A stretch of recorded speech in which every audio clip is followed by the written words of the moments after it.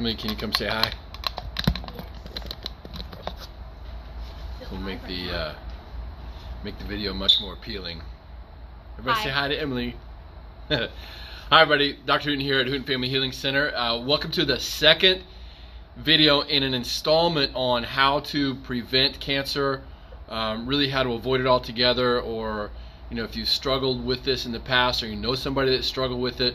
The idea of these videos is to give you ownership, because we live in such a cancer-riddled society. Depending on the research you read, as many as half of all of us are going to get cancer at some point in our lives. And what we've found over the years through all kinds of research, there's all kinds of reading you can do on this, is you have a lot more control over whether or not you get cancer than the industry wants you to believe. Let me say that again. You have control over whether your body gets cancer or not, whether you die of this thing or not. We were just in a store, and there's on the cover of D magazine, there's this doctor at UT Southwestern, and his quote was, "There is nothing scientific about medicine in any way." So you've got doctors are waking up all over the place. When it comes to cancer, there are some principles that you have to understand. If you want to go back and watch the first video, it was all about mindset, understanding that you can heal, that your body's always trying to heal this stuff. Cancer cells are in us every single day, even our children. Like my daughter has cancer cells in her right now. But once you understand how cancer cells develop, you understand that your body's always getting rid of these things. You're not designed to have cancer cells growing out of control and ultimately killing you. Of course, the oncologists aren't going to spend a whole lot of time telling you that, because what happens if everybody stops getting cancer? That whole industry is done. So my job is to help give you ownership in a loving way. Just number one thing though is understand that you're not programmed in any way. There's no genetic coding that says you're supposed to get cancer. That is a lie. Don't believe it. Your environment influences whether or not cancer grows out of control in your body. Your environment, your choices, the air around you, the things in your house, that kind of thing. So today, the two most important things that you can address to keep your body killing cancer on a daily basis, that's what I'm going to cover. Number one, and really number one and two are kind of tied for first place. It has to do with food and your nervous system. So your nervous system and food. So if you're neglecting either one of those things, your body's going to go out of control anyway. So just kind of look at these as equal playing fields. If you're going to start somewhere, start with these two things. Number one, you've got to get your brain and your spine flowing. Your nervous system is coordinating everything in your body, from your immune system, the way your body utilizes oxygen. If there is a part of your body that needs more oxygen, okay, that part is going to communicate up to your brain through your nervous system to tell you.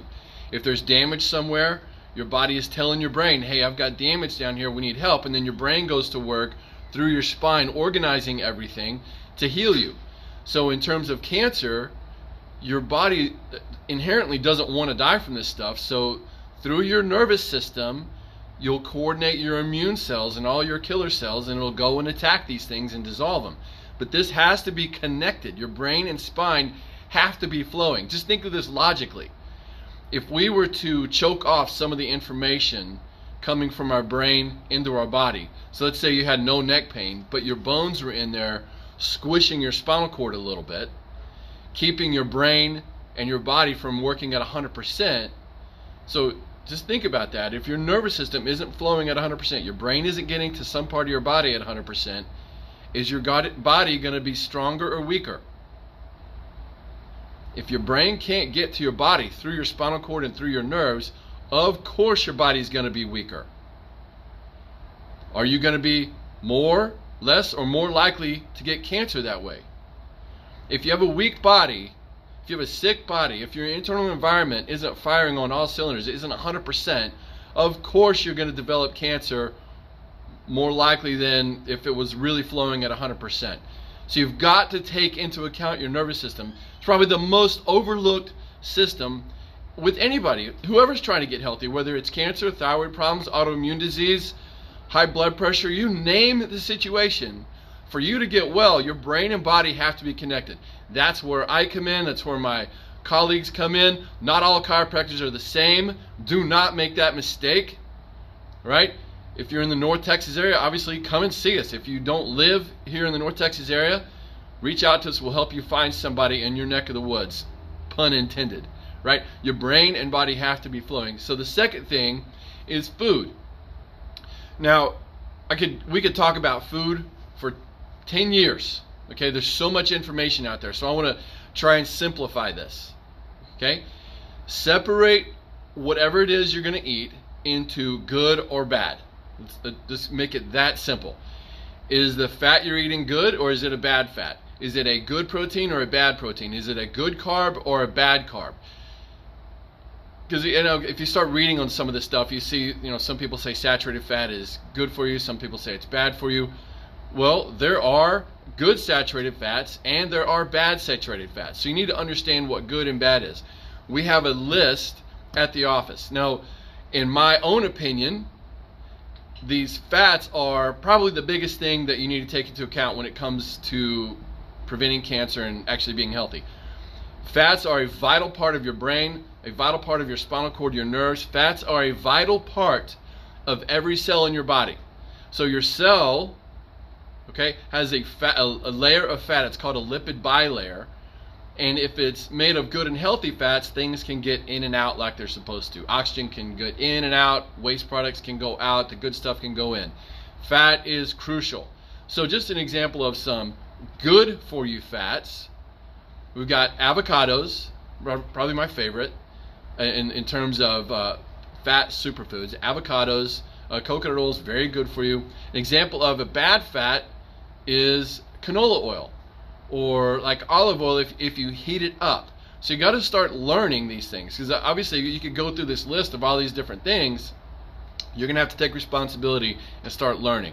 You can go online and look these up. Obviously, if you don't live here, but if you want some easy to follow information, we've got handouts for you up at the front desk. This really isn't that hard, and the good news is you don't have to cut things out. So those of you that like meat, a bad fat, bad protein meat, let's say red meat, a bad one would be like a commercial meat, things like a fast food meat. A steak that's not from a grass-fed, grass-finished cow. Eggs and chickens that aren't from totally wild, free-roaming hens, all right, and chickens. You've got to understand good and bad. The bad types of eggs and the bad types of chicken, that's all full of hormones. It's full of antibiotics, and just the fat ratio in there is bad. It's all oxidized when it gets in your body. It's just one bad thing after another. But if you get a chicken that's free roaming, that's never been treated with antibiotics or growth hormones, and eggs that come from those type of chickens, now you're into a superfood. You're into a really good, healthy protein and fat. So those are a couple of examples. Now, carbohydrates. Obviously, bad carbohydrate is a cookie, is cake, is candy. Most breads, pastas, rice, chips, crackers, all those things are going to be carbohydrates. Even the healthier version of these things, it's still going to be high in the carbohydrate category, and it starts tipping into this scale of being bad for you, because cancer cells love sugar. Your belly, if you have a belly, it loves sugar. If you want to lose weight, just start cutting these carbs out. Now, an example of a good carbohydrate, veggies. You knew that was coming, right? Veggies, carrots, great carbohydrate. Fruits, if you're already healthy and you're not trying to kill cancer or not trying to lose weight, fruits are a very healthy thing for you. But if you're trying to tip your body into this cancer-killing environment, you need to even cut out the fructose that's in most of these fruits. I do like Granny Smith apples. They don't tend to raise your blood sugar as much. So if you're just having real hard time cutting out all fruits, at least half a Granny Smith apple. Berries are generally okay, but again, if you're trying to kill off cancer, you've even got to cut those things out. You got to cut everything out of your body that turns into sugar. So you're essentially left with green veggies, maybe some carrots. I've seen studies where the carrots don't raise your blood sugar like the fruits do. So even though carrots tend to be higher in carbohydrates, I'm not convinced that they activate these cancer cells. But again, just start in with eating a lot of veggies, a lot of clean healthy fats. Understand what that means. I would maybe even limit your protein a little bit. A lot of us eat way too much protein, unless you're super thin and you need to put some weight on. Obviously, clean, healthy fats, clean, healthy proteins. But that should get you started. So if you're in the office and you need help, obviously we've got the handouts. Just take the first 2 steps. Get your spine taken care of. If you're not under care here in the North Texas area, come and see us. We make it really easy. We'll x-ray your spine. I'll show you what's going on. We'll show you where any interference is between your brain and your body, and then start working on your food. If you don't take those first 2 steps, the rest of it's not going to make any difference. You can like detox and that kind of thing, but you still got to get your nerves flowing and your food right. So don't skip the steps. Get in to see us. Stay tuned for more videos. We're going to be getting into more detoxing type stuff. Listen, we're starting our bicycle rally coming up. We're going for more than 600 bicycles this year, maybe even 1,000. So stay tuned for that. We love you guys. Talk to you next time.